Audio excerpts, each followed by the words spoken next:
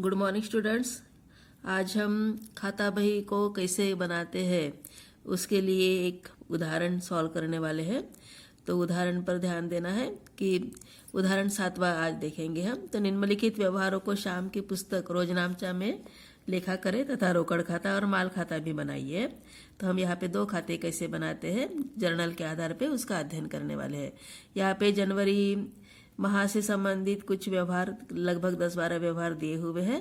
इन्हीं के आधार पर आपको पहले जर्नल बनाना है और उसके बाद खाता बही के लिए सभी खाते नहीं बनाने हैं, सिर्फ माल एवं रोकड़ खाता बनाएंगे। सबसे पहले हम रोकड़ खाता बनाएंगे, उसके बाद माल खाता बनाएंगे। तो प्रश्न में सबसे पहला व्यवहार दिया है 1 जनवरी 2006 का 4,000 रुपया नगद व 3,000 रुपये के माल से व्यापार प्रारंभ किया। जर्नल के कॉलम आप लोग जानते हो, अभी याद हो चुके हैं आपको। तो पहला column date, particular, ledger folio, debit amount, credit amount, अर्थात तिथि, विवरण, खाता पृष्ठ, विकलन राशि, समाकलन राशि, ऐसे कॉलम्स है। पहला व्यवहार था 4,000 रुपया नगद 3,000 रुपये के माल से व्यापार प्रारंभ किया। प्रविष्टि होने वाली है रोकड़ खाता डेबिट, स्कंध खाता डेबिट, पूंजी खाते से। ठीक है, स्कंद को स्टॉक बोलते हैं। Cash account debit, stock account debit to capital account. ठीक है, स्पष्टीकरण being started business with cash and goods करके लिख लेना है। या तो माल एवं रोकड़ से व्यापार प्रारंभ करने हेतु, या तो सिर्फ व्यापार प्रारंभ करने हेतु लिखोगे तो भी चलेगा। ये हो चुकी पहली प्रविष्टि। उसके बाद दूसरी प्रविष्टि, प्रेम से माल खरीदा। इस व्यवहार के लिए प्रविष्टि क्या हो रही है? क्रय खाता डेबिट प्रेम से, अर्थात परचेस अकाउंट डेबिट टू प्रेम, माल आपने उधार खरीदने हेतु। ठीक है, परचेस गुड्स फ्रॉम प्रेम या तो परचेस गुड्स फॉर क्रेडिट करके लिख लेना। ठीक है, तो इस टाइप का ये सेकंड व्यवहार हो गया। फिर उसके बाद तीसरा है नीता को माल बेचा। नीता को माल बेचने के लिए प्रविष्टि हो गई है नीता डेबिट टू विक्रय खाते से, मतलब कि Neeta debit to sales account. ठीक है, ये 2,000 रुपये का, अर्थात नीता को माल बेचने हेतु, या तो हम लिखेंगे उधार माल बेचने हेतु। तो ये हो गया 4 तारीख का व्यवहार। उसके बाद आगे है 7 तारीख, प्रेम को पूर्ण भुगतान में चुकता किए।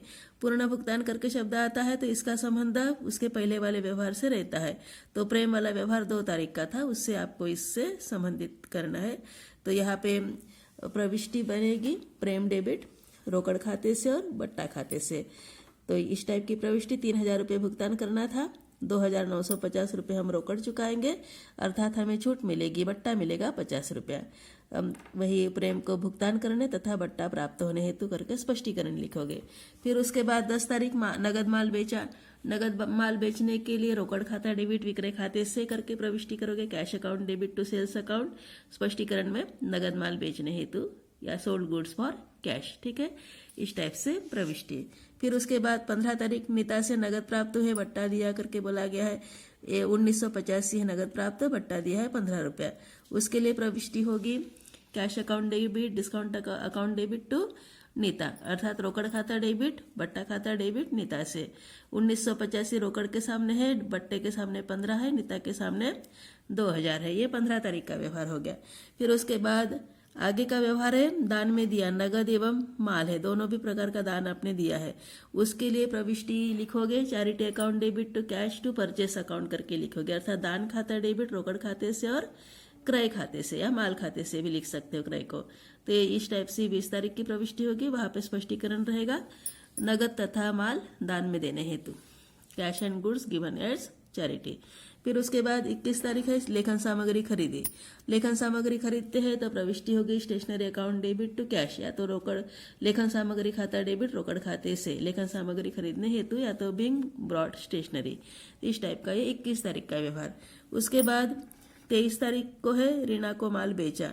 रीना को माल बेचते हैं तो प्रविष्टि रहेगी Reena debit to sales account, अर्थात रीना डेबिट विक्रय खाते से 400 रुपया। स्पष्टीकरण रहेगा रीना को माल बेचने हेतु, या तो being goods sold to Reena. इस टाइप का 23 तारीख का व्यवहार। उसके बाद 30 तारीख है वेतन दिया, और अगली भी व्यवहार 30 तारीख का दिया है किराया भुगतान किया। तो ये इस व्यवहार के लिए कंबाइन प्रविष्टि हम कर सकते हैं। कंबाइन प्रविष्टि में वेतन खाता डेबिट, किराया खाता डेबिट, रोकड़ खाते से ऐसे लिखेंगे, अर्थात salary account debit, rent account debit to cash. ठीक है, स्पष्टीकरण लिखेंगे being rent and salary paid करके लिखोगे, अर्थात किराया एवं वेतन चुकाने हेतु। ठीक है, या तो व्यय चुकाने हेतु भी लिख सकते हो। तो इस टाइप की पहले प्रविष्टियाँ की है। प्रविष्टियों का अध्ययन इसके पहले वाले लेसन में हो चुका था, इसलिए इसको ज़्यादा डिटेल में नहीं समझाया है। अभी इन्हीं के आधार पर आपको क्या करना है, पहले हम रोकड़ खाता बनाएंगे और फिर उसके बाद माल खाता बनाएंगे। तो रोकड़ खाता बनाने के लिए, रोकड़ खाता मतलब कि कैश अकाउंट। अभी ये रोकड़ खाते के लिए सबसे पहले खाता करके जहाँ पे भी शब्द आते हैं तो वहाँ पे 8 कॉलम रहते हैं। डेबिट के 4 कॉलम और क्रेडिट के 4 कॉलम। डेबिट के 4 कॉलम के नाम date particular journal value amount, और क्रेडिट के भी वही column date particular journal value amount. खाता बही में आपको जो भी तीसरा नंबर का कॉलम रहता है वो जर्नल पृष्ठ वाला रहता है, उसी को JF करके यहाँ पे लिखा जाएगा। तो तिथि, विवरण, जर्नल पृष्ठ और राशि। तिथि, विवरण, जर्नल पृष्ठ, राशि, ऐसे टोटल 8 कॉलम, डेबिट के 4 और क्रेडिट के 4 ऐसे कॉलम्स रहेंगे। अभी आपको यहाँ पे हम कैश अकाउंट करके ऊपर हेडिंग डाले हैं, रोकड़ खाता करके हेडिंग डाले हैं। तो अभी यहाँ पे हमने जो भी प्रविष्टियाँ की थी उन प्रविष्टियों में रोकड़ करके शब्द कहाँ पे था उसी पर ही आपका पूरा ध्यान केंद्रित रहेगा, और रोकड़ शब्द जहाँ पे रहेगा उसी पक्ष में आपको इस खाते में जाके रुकना है। तो सबसे पहली प्रविष्टि कैश अकाउंट, वहाँ पे डेबिट है, इसलिए डेबिट की तरफ आप आओगे और उसका विपरीत शब्द क्या था वो देख लो। कैश अकाउंट डेबिट है और टू कैपिटल अकाउंट करके है, मतलब कि आपको यहाँ पे टू कैपिटल अकाउंट करके डेबिट में लिखना है, परंतु अमाउंट कौन सी लिखोगे, कैश के सामने वाली। तो कैश के सामने वाली अमाउंट आपको वहाँ पे डेबिट में लिखनी है। पहला व्यवहार क्लियर हो गया। उसके बाद दूसरे व्यवहार में 2 तारीख के व्यवहार में कैश का कोई उल्लेख नहीं है, इसलिए यह व्यवहार इसमें इस कैश अकाउंट में रोकड़ खाते में शामिल नहीं होगा। 4 तारीख के व्यवहार में भी कैश का कोई उल्लेख नहीं है, इसलिए 4 तारीख वाला भी व्यवहार वहाँ पे शामिल नहीं होगा। 7 तारीख वाला व्यवहार देखो। 7 तारीख का व्यवहार में प्रेम डेबिट है रोकड़ खाते से बट्टा खाते से, Prem debit to cash account to discount account, वहाँ पे टू कैश करके शब्द आ चुका है। टू कैश मतलब कि कैश अकाउंट का क्रेडिट पक्ष। तो क्रेडिट पक्ष में आप जाओगे और नाम क्या लिखोगे, क्रेडिट का अपोजिट कौन है, यहाँ पे प्रेम है, डेबिट वाला। तो डेबिट में प्रेम है, इसलिए क्रेडिट में आप जाके लिखोगे बाय प्रेम करके। तो 7 तारीख का व्यवहार 7 जनवरी बाय प्रेम करके लिखोगे। कैश अकाउंट के सामने वाली ही अमाउंट लिखना है आपको, प्रेम के सामने की अमाउंट नहीं लिखना है। यहाँ पे हम प्रेम का अकाउंट नहीं बना रहे, कैश अकाउंट बना रहे, इसलिए कैश अकाउंट के सामने की ही अमाउंट लिखोगे, बस नाम विपरीत रहेगा। क्रेडिट में डेबिट वाले का नाम लिखना है, डेबिट अगर कैश है तो क्रेडिट वाले का नाम लिखना है, पर कैश के सामने वाली ही अमाउंट आपको वहाँ पे शामिल करनी है। तो ये हो गया 7 तारीख का व्यवहार। अभी 10 तारीख के व्यवहार में कैश अकाउंट डेबिट है, इसलिए ये जो 10 तारीख का व्यवहार कहाँ पे लिखना पड़ेगा, कैश अकाउंट के डेबिट में लिखना पड़ेगा, टू सेल्स अकाउंट के नाम से। तो ये देखो 10 तारीख का व्यवहार टू सेल्स अकाउंट करके कैश, वहाँ पे तो दोनों के सामने एक समान ही अमाउंट था, इसलिए आपको कोई कन्फ्यूजन नहीं रहेगा। फिर उसके बाद 15 तारीख कैश अकाउंट डेबिट है, डिस्काउंट अकाउंट डेबिट है टू नीता। अभी यहाँ पे कैश अकाउंट डेबिट आ चुका है, 1985 रुपया है, और क्रेडिट में कौन है, नीता है, कैश का अपोजिट नीता है। तो यहाँ पे 15 तारीख वाला व्यवहार डेबिट में लिखा जाएगा, विपरीत नाम से, मतलब कि टू नीता करके लिखेंगे, परंतु रोकड़ के सामने, कैश के सामने जो भी अमाउंट है वही अमाउंट आपको लिखनी है, 1985 रुपया। ठीक है, क्लियर है। तो ये हो गया 15 तारीख वाला व्यवहार।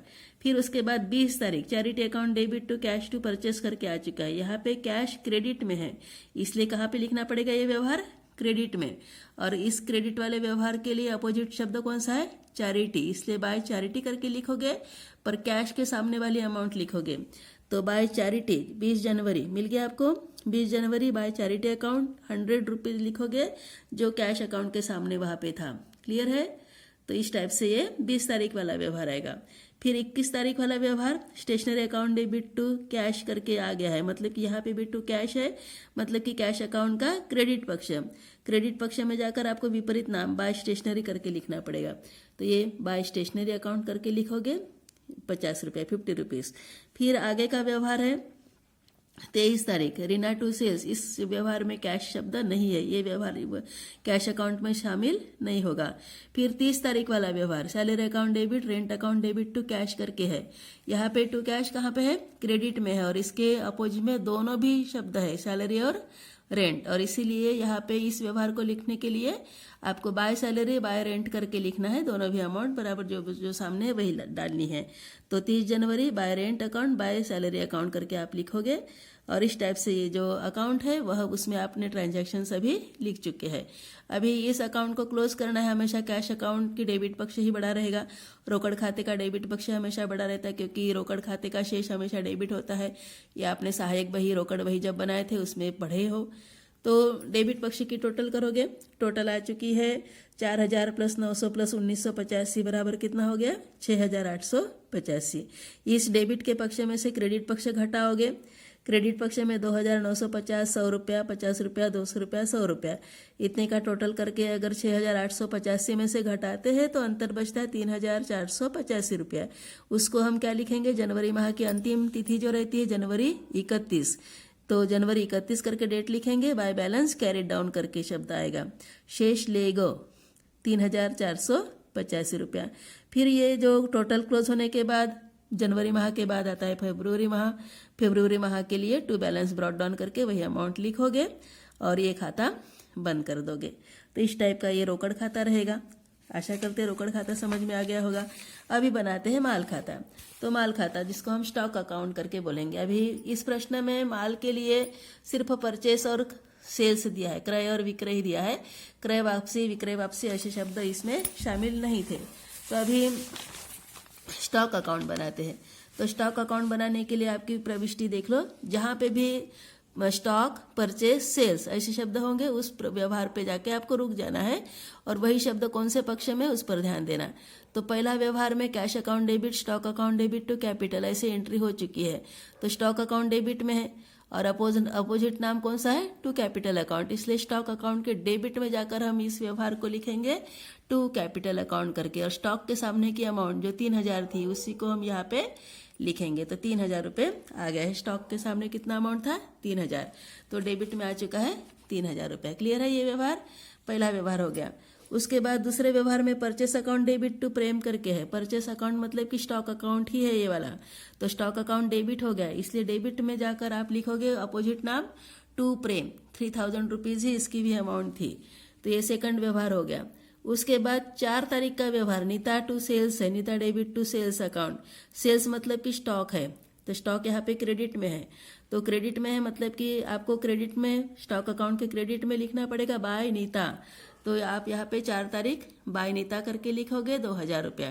क्लियर। फिर उसके बाद है 7 तारीख के व्यवहार में कोई स्टॉक नहीं है, मतलब कि स्टॉक भी शब्द नहीं है, परचेस सेल्स भी शब्द नहीं है। तो 7 तारीख वाला व्यवहार स्टॉक अकाउंट में शामिल नहीं होगा। फिर 10 तारीख वाला व्यवहार cash account debit to sales करके लिखा है। यहाँ पे सेल्स करके शब्द है वो स्टॉक है, स्टॉक यहाँ पे क्रेडिट में है, इसलिए स्टॉक अकाउंट के क्रेडिट में बाय कैश करके लिखना पड़ेगा 10 तारीख। तो बाय कैश 900 रुपया है अमाउंट, ठीक है। तो ये बाय कैश हो गया। फिर 10 तारीख के बाद वाला व्यवहार जो है वह रहेगा 15 तारीख में। देख लो 15 तारीख में कैश अकाउंट है, डिस्काउंट अकाउंट है, नीता है। यहाँ पे स्टॉक का कोई संबंध नहीं है, स्टॉक परचेस सेल्स कुछ भी शब्द वहाँ पे नहीं है। तो 15 तारीख वाला व्यवहार स्टॉक अकाउंट में शामिल नहीं होगा। फिर 20 तारीख वाला व्यवहार charity account debit to cash to purchase है। यहाँ पे परचेस शब्द है, परचेस मतलब कि यहाँ पे स्टॉक है, स्टॉक इधर क्रेडिट में है। तो ये जो 20 तारीख वाला व्यवहार है वह क्रेडिट में दिखेगा। और परचेस का अपोजिट शब्द कौन सा है वहाँ पे, चैरिटी, इसलिए बाय चैरिटी के नाम से 20 तारीख का व्यवहार आपको लिखना पड़ेगा क्रेडिट में। बाय चैरिटी 150 रुपीज, 150 रुपया। तो ये 20 तारीख का व्यवहार हो गया। उसके बाद अभी 21 तारीख stationery account debit to cash है। इसमें भी कोई स्टॉक वाला व्यवहार नहीं है, स्टॉक सेल्स परचेस ऐसे कोई शब्द नहीं है। तो इसलिए 21 तारीख का भी व्यवहार स्टॉक अकाउंट में शामिल नहीं होगा। फिर 23 तारीख रीना टू सेल्स करके आया है। तो सेल्स अकाउंट है, टू सेल्स मतलब कि टू स्टॉक है। तो ये जो व्यवहार है ये भी स्टॉक अकाउंट के क्रेडिट में जाएगा। सेल्स मतलब कि यहाँ पे स्टॉक, तो क्रेडिट में क्या लिखोगे, बाय रीना। तो ये 23 तारीख बाय रीना करके क्रेडिट में लिखोगे। तो इस टाइप से ये 23 तारीख वाला व्यवहार हो गया। उसके बाद 30 तारीख सैलरी अकाउंट डेबिट है, रेंट अकाउंट डेबिट है टू कैश है। इसमें भी स्टॉक वाला कोई शब्द नहीं है, सेल्स परचेज स्टॉक ऐसे कोई शब्द नहीं आया है, इसलिए 30 तारीख का भी व्यवहार स्टॉक अकाउंट में शामिल नहीं होगा। तो स्टॉक अकाउंट में जनवरी 1, जनवरी 2, जनवरी 4, 10, 20, 23 ऐसे व्यवहार शामिल हो चुके हैं।